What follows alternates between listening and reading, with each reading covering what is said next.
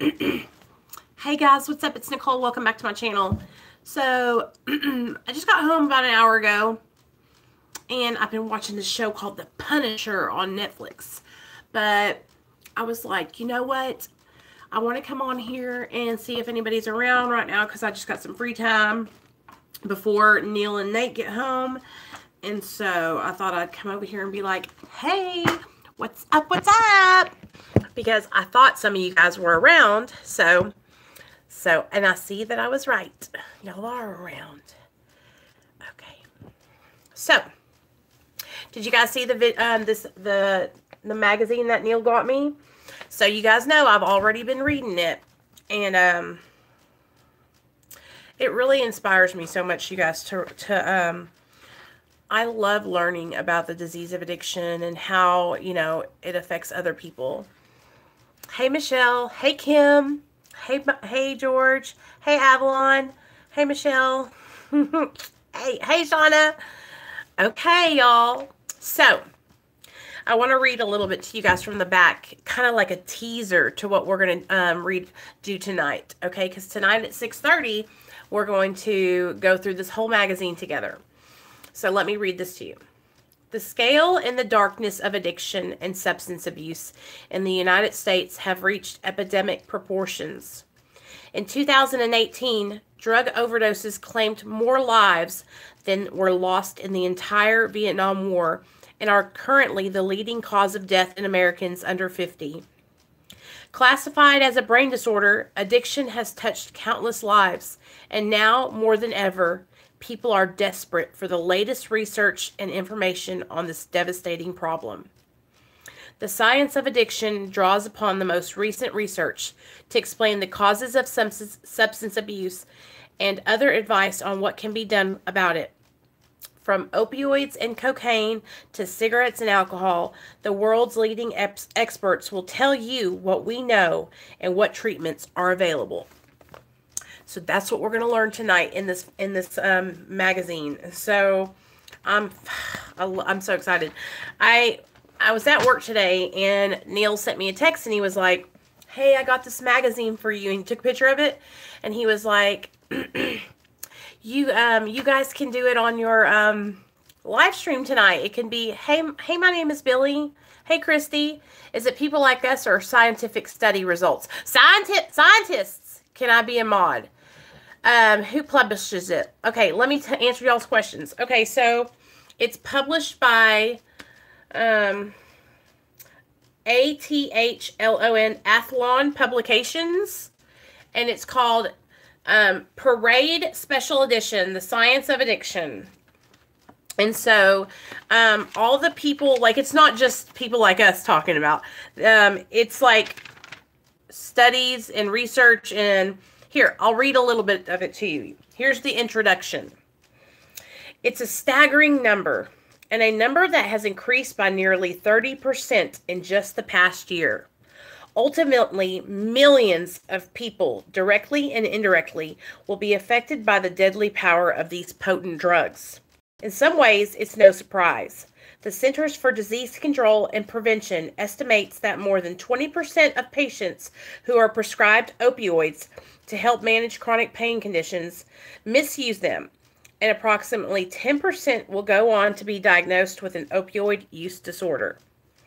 The cost associated with opioid addiction is nearly $80 billion per year, thanks to the expenses related to treatment, lost productivity, associated health problems, and run-ins with the criminal justice system. The problem is now so widespread that the federal government has declared the opioid crisis a public health emergency. 115. But as much attention as the opioid crisis is getting, addiction is not limited to this formidable class of drugs. Okay. Addiction does not discriminate. It can involve opioids, alcohol, marijuana, nicotine, amphetamines, or other drugs. It can affect both men and women. It touches people of all ages, all backgrounds, all education levels, and all races. It does not differentiate between those of varying socioeconomic statuses or income levels. The open commonality in all forms of addiction, profound changes to the brain in response to chronic use of one or more drugs. So it doesn't matter who you are. Like, it doesn't matter. Like, you guys, you see how we are all gathered here today. There's 14 of us right now in this chat. And I bet you that we are all so different.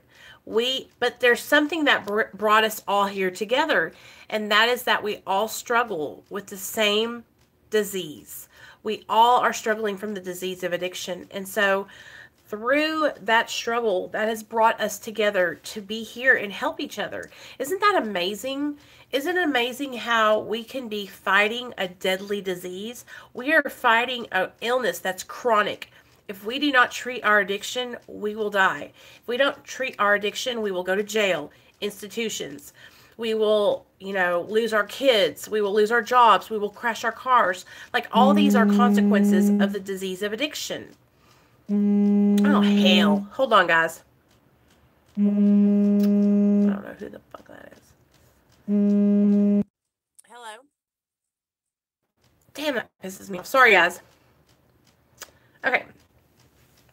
So anyway, we are all struggling with the disease of addiction. So it's just like, when I can find information like this and so I can share it with you guys, it's nice to be able to come on here because, I'm not a doctor. I haven't gone to college for my degree in addiction studies, but I am. So don't get it twisted. I'm working on it, you guys. Are y'all still there? All right. I'm sorry, guys.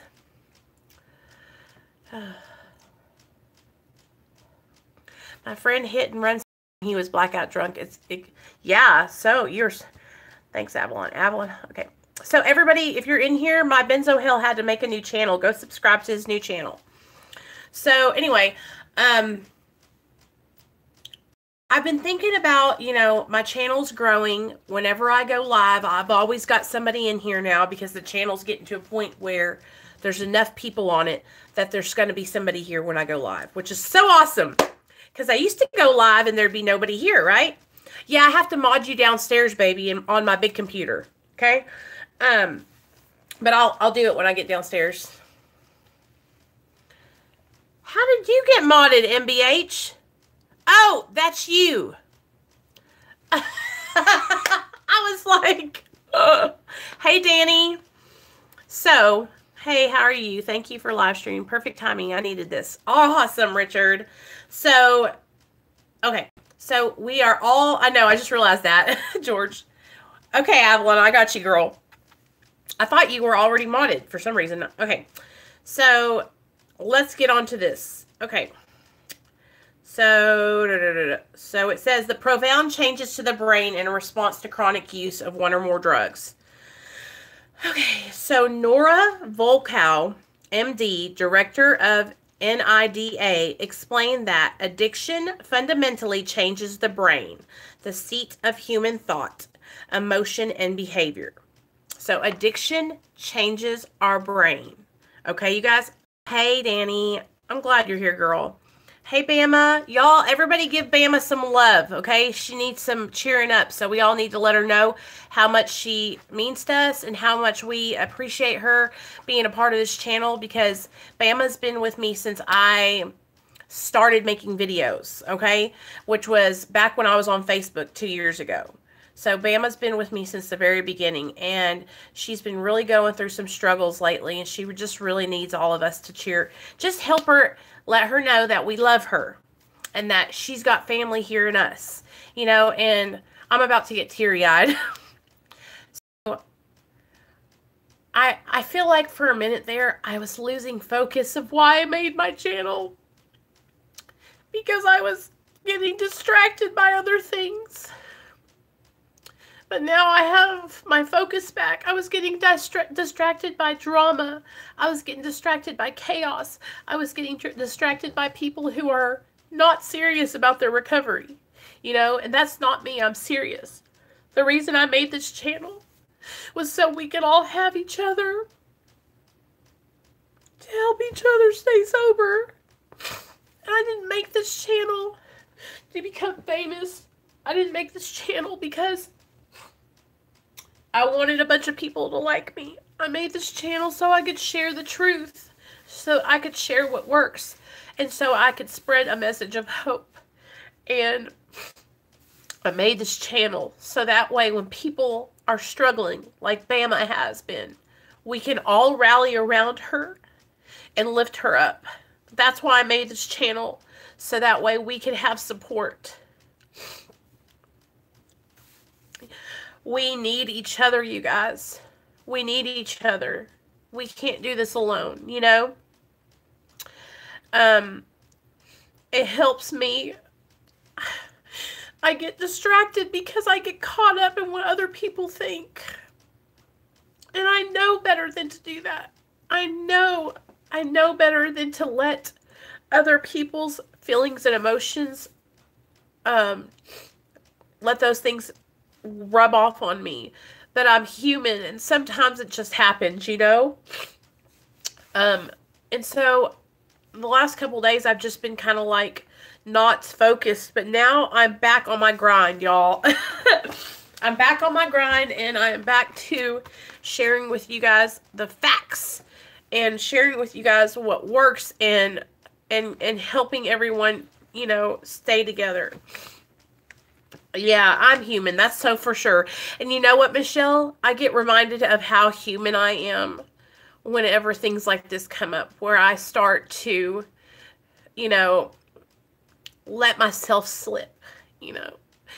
And I know that I have people watching me, and so I want to make sure that I'm doing the right thing, you know. I had put a video up about a guy named Chad, and I privated that video, you guys, because I didn't want to hurt his feelings. And so I saw him commenting on the video today, and he was not taking it like as what I meant for it to be. I meant for it to be a helpful video, a suggestion of what might help him, because I've been there. I've been addicted to methamphetamine before. And so I privated the video because I didn't want to hurt his feelings, you know. But I get reminded of the serenity prayer, you guys, which is, hey, Brandon, you know, God grant me the serenity to accept the things I cannot change.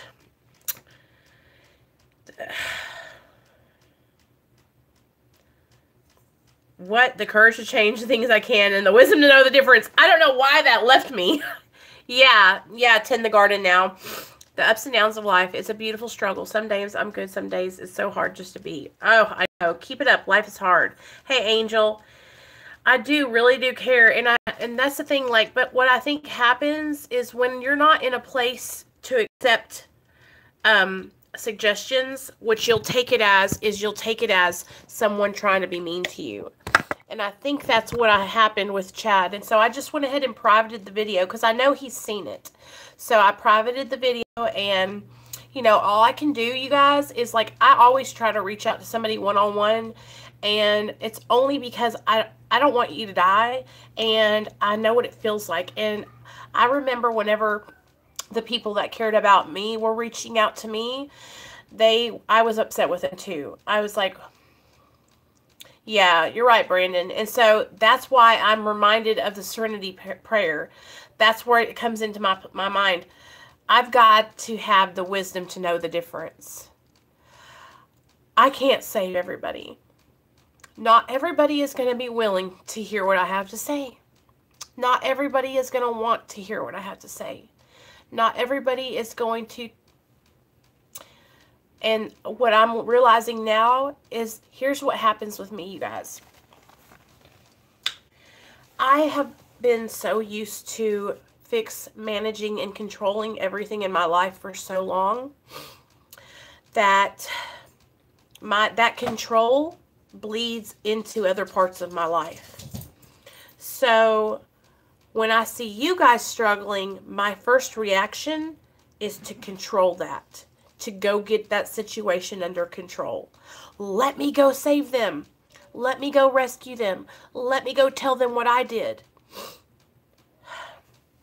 So now, say it anyway. Those who are meant to hear it will. Yes, control and relax. It's just like, but I have to realize that I don't want to deter the people who are here to listen to my message from getting a message, you guys, because I'm too busy focused on the people who are, running amok. So from now on, someone posted a comment on a recent video and asked if I was using, because she said I was rambling and my eyes were pinned. My first reaction was to get mad and say, she doesn't know me. Yeah, Michelle, I loved watching your videos, girl. I didn't notice anything like that. But I know that what's been going on with your life, And so if somebody can tell, I took a breath and said, she doesn't know me, so let me explain. Good job, Michelle. Yeah. And that's what I'm going to start doing from now on. Like, I'm just going to contact people one-on-one. And then, you know what? If they don't want to hear it, then I'm just not even going to worry about it. The wisdom to know the difference. That's what I've got to remember. See, I leave out that part of the serenity prayer. I get all through there, courage to change. No. The wisdom to know the difference, Nicole. You can't change everybody, you guys. I can't save everybody. And so, y'all, it can be very overwhelming. I have all these people in my mind thinking of, okay, I need to check on so-and-so. I need to message this person. And it's because I want all of you guys to be okay. I want you all to succeed in your recovery, But it's also really awesome because it helps me too at the same time. So sometimes it can get a little overwhelming, but for the most part, it really does help me. So I'm not bitching. I'm not complaining. I love helping other people. I love doing this, you guys. This saves my life. My relationship with my higher power and helping other people is like so much of my recovery. That's why I've been trying to branch out and like learn more about the disease of addiction and get more into my big book and my 12 and 12, because I've worked through the steps a couple times, but I feel like now I want my sponsor to take me through the 12 and 12, which I've seen her do it with other people, but she's never done it with me. So that's my next thing. I'm sending good vibes y'all's way. I love how you show attraction rather than promotion. I'm proud of you for trying to help others because it keeps you. Hey, thanks, Derek. I appreciate you, baby. So that's how it is, you guys. It's a struggle sometimes because I get sad because I do want to help other people, And you know what? I'm just now learning, though, that I can't go out and save everybody, And so I don't know who said it to me today. We were doing the serenity prayer, and I was like, just like I was telling you guys, the wisdom to know the difference. Like it was blinging at me in bold letters, right? Because I was like, Nicole, who was it? Who said the wisdom? Oh, it was another guy on his channel. It was Nick from, I think his channel is called From Hopeless to Hopeful. I don't know what the channel's called. I'll link it in the comments when we get done here today, you guys. But he was talking about the wisdom to know the difference. I was watching his video this morning. He uploads like a 3-minute video every morning. And I was like, you know what? That is what I'm talking about. The wisdom to know the difference. Why am I doing this to myself? Like, I cause myself so much grief because I want to run over and take people and show them the way instead of just letting them learn, And I know from experience, hopeless to hopeful, you guys, I know from experience that no one could take me and show me anything. I had to go through every single situation to get to where I am today. I had to go through every single overdose. I had to go through losing my son. I had to go through wrecking cars. I had to go through 5 different rehabs, prison for a year. I had to go through every one of those situations. And I guess what happens to me is I think, maybe I could stop them from having to go through the same thing. Maybe I could spare them that trouble. But it doesn't work like that. It doesn't work like that. We each have to go through what we have to go through. There's a saying in the program where they say, you can't save somebody from their rock bottom. You know what I'm saying? Like, we each have to go through that madness. Oh, we have to do that just right ass whooping. And it's like I'm trying to come in and step in front of people and take it for them. Poop, poop, poop, poop, poop. You know, knocking me out. Hey, buddy. How's school? Good. Good. And Dorn's still doing this. Look. Did you tell him it was hurt? He's still doing that. He is? Yes. Well, you gonna say hi to the people? It looks like it's in. It does. Hi. Nate just got home from school, you guys. So. Move that lip. I don't know what that. He's speaking a different language, y'all. He's made up his own language lately. So. Okay. So, I was telling my sponsor, you guys, about, you know, my craziness and how I am sometimes.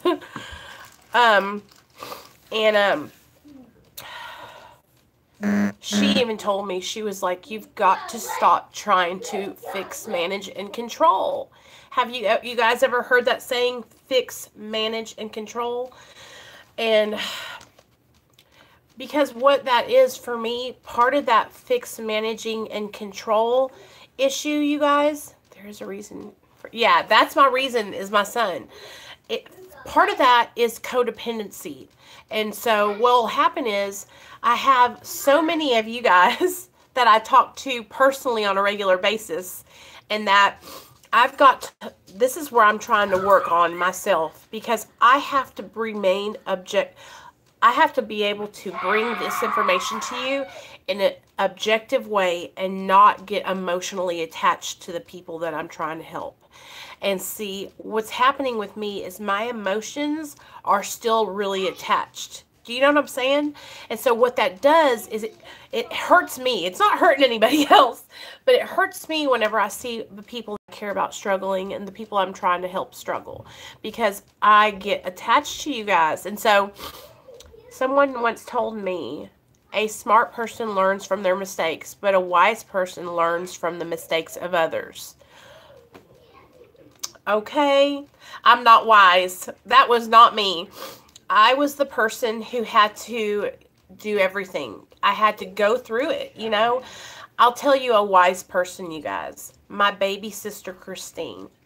She literally watched me and my sister, Michelle, ruin our lives. And she learned from that. You know what I mean?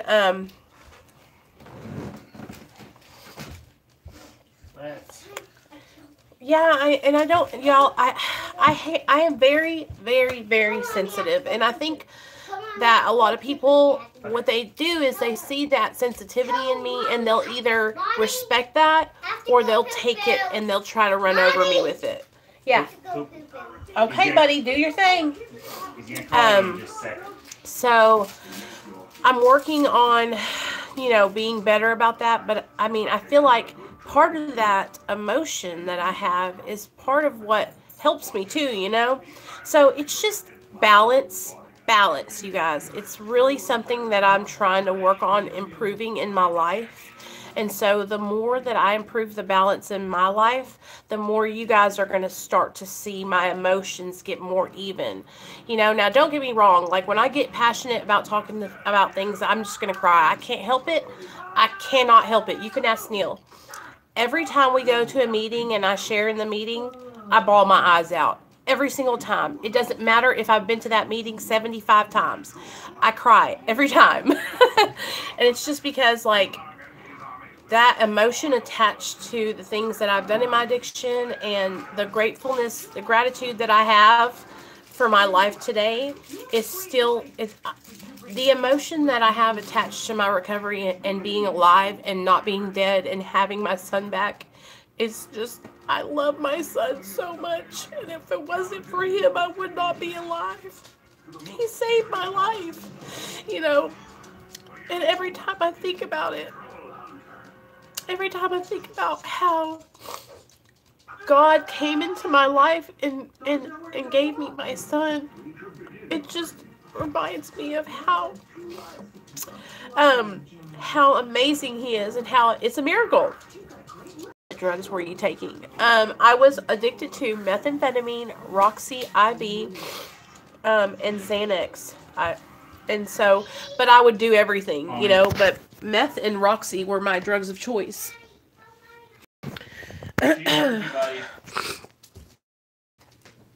And so when I was on those drugs, it was like a up and down roller coaster constantly, you guys, because I would be, you know, up. Hey, they're not going to see you. Don't worry. Why do you bring it every day in here? They don't. You better stop that. Did you eat your dinner at lunch? Yes. You did? Good boy. They just make me not eat it. They what? Yeah, because when I try to eat, it just put your food away, and I just didn't even eat it yet. Are you hungry now? Yes, Nico. Yes. They call it Roxy here, though. It's the 30 milligram ones. We didn't. Whenever I was using, I've only used heroin 3 times because whenever we were here where I live, heroin didn't start coming around until about 4 years ago. I mean, like into our city. I live in Arkansas, which is a really small state, and it's real southern state. And I'm not in the city.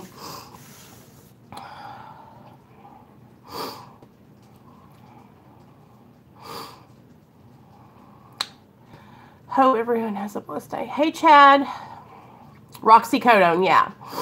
So it was just so anyway, you guys, like, yes, the weight of the world is heavy, but when I was on those drugs, you know, like I said, I would use back and forth, methamphetamine and Roxy. So I was like constantly in this like state of like craziness. So it was just.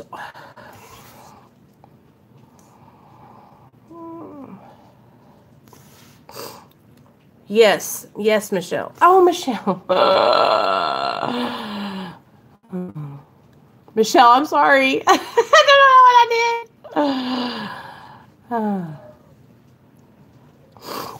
So, with methamphetamine, though, that's why, with methamphetamine, you guys, like, I have a lot of experience with methamphetamine. I shot meth for 10 years.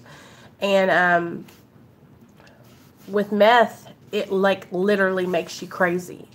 And so I would stay up for days and nights on end.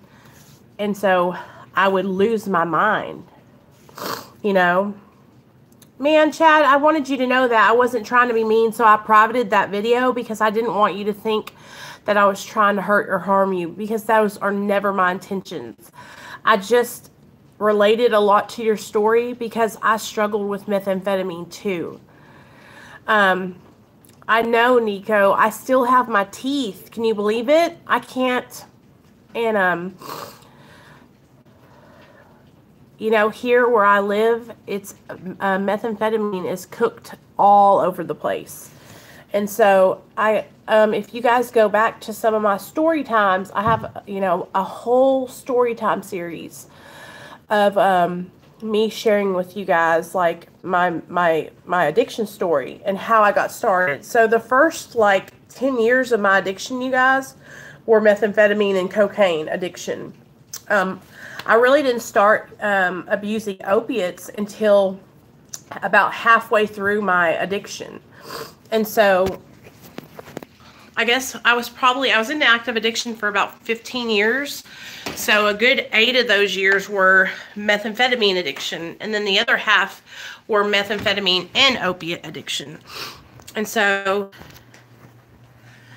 once I figured out, you guys, that I could do the downers and then do uppers to wake up, that was kind of like what I started doing, you know. And so I'm going to make some of you guys mods. So But it was hard, you guys. I made bad choices back then. Do I, do I regret some of the things I've done? Yeah, some of the things, but I know that I wouldn't be the person I am today if I hadn't been down that road. And my addiction, it's not I do not regret the past, nor do I wish to shut the door on it. That's what there's a reading in the big book and how it works, and it says we don't regret it. We use our experience to benefit others now. I use my experience with drugs and alcohol to share with you guys, so that way you guys will know that you're not alone.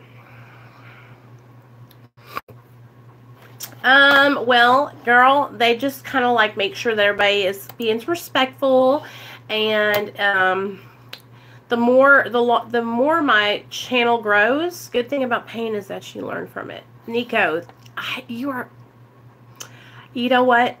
And I think that when my son was born and he was taken away from me, because I think somebody asked if I used while I was pregnant with my son, and I did.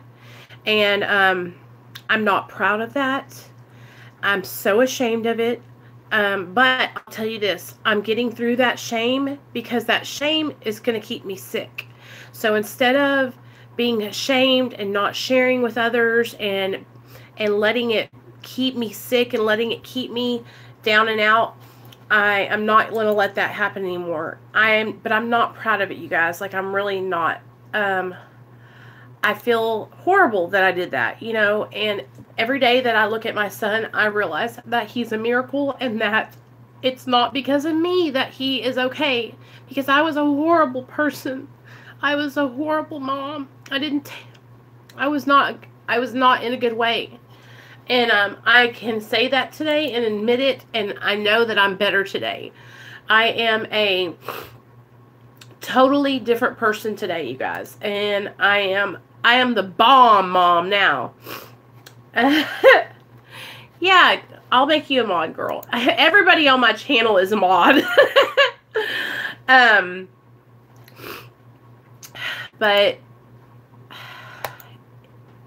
I just, I wish I could go back, and that's the one thing I wish I could change, is I wish I hadn't used when I was pregnant with my son. But only because I love him so much, So, but I know that I learned from it, and it'll never happen again. And that's why it's so important to me, you guys, to stay on track and keep doing the right thing. Because I know that I want to help other people, and I don't want to screw up everything I've worked so hard for. Okay, y'all's moderator status will show up, I think, on the next time that we do live. I just did it. Just moderated you guys. What? I'm reading some comments now. I'm getting you double the views watching on my... I love you. You can't take back the past, sweetie. Just keep doing the right thing. Yeah.